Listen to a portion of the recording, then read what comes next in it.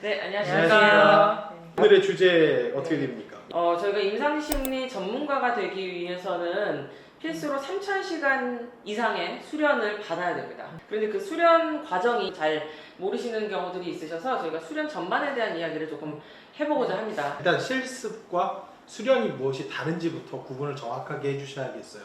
많은 일부 자격들이 우리도 충분한 실습 시간을 거친다라고 얘기합니다. 실습과 수련이 뭐가 다르냐면요. 실습은 그 기관 밖의 사람이에요. 손님, 게스트인 거고요. 수련을 받는 사람은 그 기관 안의 사람인 거예요. 병원으로 치면 수련생은 그 병원에 소속된 사람. 직원이죠. 병원 직원. 네, 병원의 직원으로서 소속된 사람이고 실습생은 그냥 학생이에요. 어떤 것들을 경험을 쌓기 온 사람이죠. 만약에 그 병원이나 혹은 그 치료기관에 있어서의 책임 소재가 발생할 수 있는 행위를 과연 실습생이 할 수 있을까요? 불가능합니다. 거기에 속한 사람만이 그 병원이나 그 치료기관이 책임을 지는 거죠. 그러니까 일단 수련이라고 하는 거의 전제는 그 기관 안에 그 식구로서 속해야 된다는 게 전제가 됩니다. 그러니까 여기서 바로 기관 수련이라는 얘기가 나오는데 임상심리학에서의 수련은 반드시 내가 그 기관, 거기가 병원이든 심리치료센터든 그곳에 반드시 직원으로서 풀타임을 일하는 소속이 전제가 돼야 된다는 거죠. 그리고 슈퍼바이저도 보통 기관에 소속이 되어 있죠. 그렇죠. 네. 지도 감독하는 사람을 보통 이게 슈퍼바이저라고 되게 하는데 중요해요. 반드시 그 내가 하는 행위에 대해서 책임을 질 수 있는 전문가가 같은 기관에 있는 게 되게 중요한 것 같습니다. 네. 수련 기간 동안에는 수련생 자체가 어떤 권한을 가지고 판단을 하는 게 아니에요. 모든 책임은 그 수련을 감독하는 자격이 있는 수련 감독자가 모두 책임을 집니다. 기본적으로. 네. 그래서 그 분의 관리 하에서 그 안에서의 지휘를 받으면서 환자를 보는 경험을 하는 것이죠. 그렇죠. 실습을 와서 하는 게 뭘 거라고 생각하세요? 세세명동 지금은 아, 이제 그래요? 그 탁구대회 같은 거 다 있으니까요. 그 안에서 탁구 쳐주시고 뭐 요리교실 있으면 이제 떡볶이 같이 만들고 이런 것들을 주로 하는 것들이 실습생들이 하는 일들입니다. 그런데 이제 수련이라고 수련은 하면 다르죠. 그 정신건강의학과 전문의들의 레지던트들, 심리실의 레지던트들이 하는 일은 정말 평가, 뭐 진단 직접 내담자를 만나서 직접 본인이 처음부터 끝까지 뭐 치료를 한다든지 평가를 뭐 아무리 서툴러도 해본다든지 이런 것들이 수련인 거죠. 그래서 이제 많은 다른 유사 직역들이랑 가장 차별화될 수 있는 게 이런 부분인 것 같아요. 네. 다른 유사 직역들은 대부분은 기관 수련을 받지 않습니다. 다른 직역들은 수련이라고 부르나요? 실습이라고 부르나요? 실습이죠. 제가 알기로 사회복지 쪽이나 이런 곳. 수련이 있는 곳은 임상심리랑 의대밖에 없죠. 네, 의사명성 맞아요. 과정. 그럴 네. 거예요 아마. 근데 다른 직역 같은 경우에는 돈을 받으면서 수련을 아무튼 실습을 하는 경우는 없죠. 아마 뭐 사회복지 쪽 제가 잘 모르긴 하는데 거기는 본인 자비를 들여서 교육비를 내는 걸로 제가 얼핏 들었던 것 같기도 하고요. 실습에 기본적으로 돈을 줄 수가 없죠. 네. 거기 직원이 아닌데 돈을 줄 수 없잖아요. 돈을 준다는 자체가 이미 우리는 돈을 받는 순간 매이는 거기도 하거든요. 네. 권리와 책임이 오고 가는 네. 거기 때문에 네. 실습에서 급여가 나온다는 건 있을 수 없는 거죠. 예. 여러분들이 많이들 유료 수련과 유급 수련이 같은 건 줄 아시더라고요. 아니죠. 아니죠. 극강의 반대입니다. 돈을 내는 수련과 돈을 받는 수련이니까요. 임상심리는 지금까지 원칙적으로 돈을 받는 수련과 돈을 못 받는 수련만 있었습니다. 돈을 내는 수련은 없고요.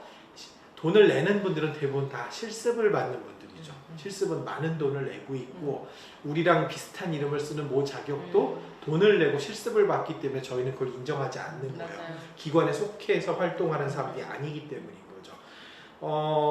기본적으로 저희 학회의 기본 방향은 무급 수련은 있을 수 없다요. 왜냐하면 전문가로 성장하는 데 있어서 최소한의 품위와 생활을 유지하지 못하면서 어떻게 공부와 수련을 이어가겠어요. 그렇기 때문에 돈을 적정량을 받지 못한다는 건 있을 수 없다. 물론 당연히 배우는 입장이다 보니까 그 정도 나이 또래에 맞는 어떤 일만 하는 분들만큼 받는다는 건 현실적으로 무리가 있지만 그럼에도 불구하고 적어도 이분이 수련에 집중해서 생활하는 정도의 페이는 제공돼야 된다는 게 원칙이고요. 오케이, 땡큐. 오케이, 4달러.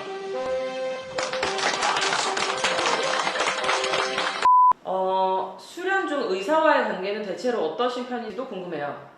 저도 되게 잘 지냈어요. 정말 괜찮았고, 괜찮았다는 게 막 같이 모여서 밥 먹고 이런 게 아니라 그냥 서로 그냥 존중하면서. 존중하면서. 아니면 저희는 밥도 먹고 술도 마셨어요. 아, 끝나고. 그렇구나. 네, 저희는 그렇고요. 저는 그리고 수련 끝나고 나서도 어떻게 계속 연락을 하면서 지내서 제가 그 임상심리학회에 초청 강연자로도 몇 분 모셨어요. 저랑 같이 수련 받았었던 MD 선생님들. 이게 임상심리학이 처음에 수련 프로그램이 만들어진 게 정신과 안에서 전공의 과정의 일부로 만들어졌어요. 이 프로그램이. 맞아요. 그러니까 애초에 출발부터 어떻게 보면은 수련의 동기 개념으로 시작했어요. 시간이 좀 지나면서 지금은 서로 많이 멀어진 경향이 있긴 해요. 네. 하지만 출발이 거의 그냥 같은 배를 타고 시작했기 때문에 그 어느 직역보다 사실은 동료 의식이 강한 두 분야라고 볼 수 있습니다. 맞아요. 저는 한 분하고는 아직까지 연구 지금 계속 같이 하고 있고, 그리고 그 수련 동기, 저랑 같이 심리실 동기였던 선생님들하고도 단톡방이 아직도 있고,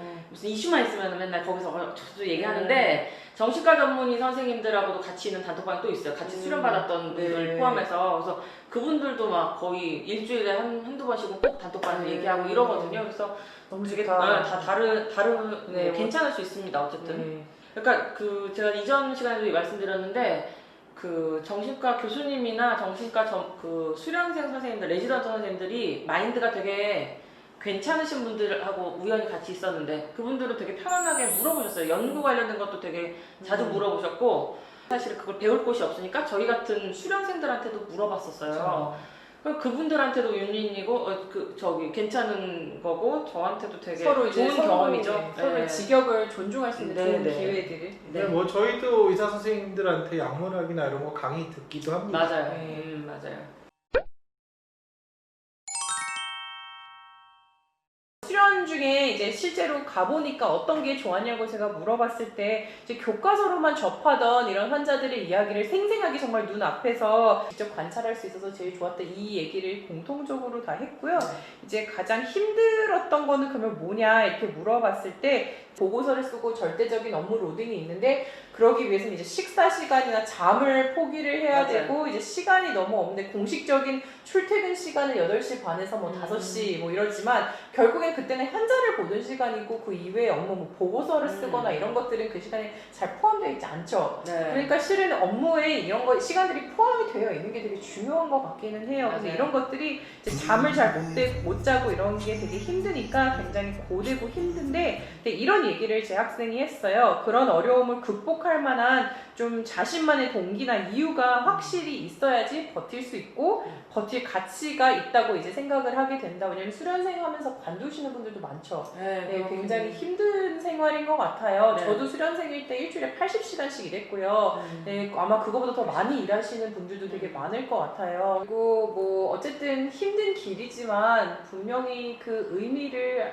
이제 스스로 느끼셔야지만 버틸 수 있는 거는 사실인 것 같아요. 아마 저희 셋 중에서 중간에 중도 포기하고 싶은 생각이 수도 없이 아마 매일 들었을 거라고 생각을 하고요. 그럼에도 불구하고 의미가 있다고 생각을 하기 때문에 여러분들 앞에 이렇게 앉아 있는 것이고 그런 부분에 대해서 여러분들도 생각을 해보시면 좋을 것 같습니다. 제가 제 학생들한테 항상 하는 얘기이긴 한데요. 아마 지금 수련 받으시는 분들 중에서도 이 방송을 보고 있는 분들이 계실 거라고 생각을 하는데 어쨌든 지금은 등 뒤에 아주 큰 돌을 짊어지고 있을 거라고 이제 체감을 하고 계시겠지만 나중에는 그 돌이 다이아몬드로 이제 바뀌어 있을 것입니다. 맞아요.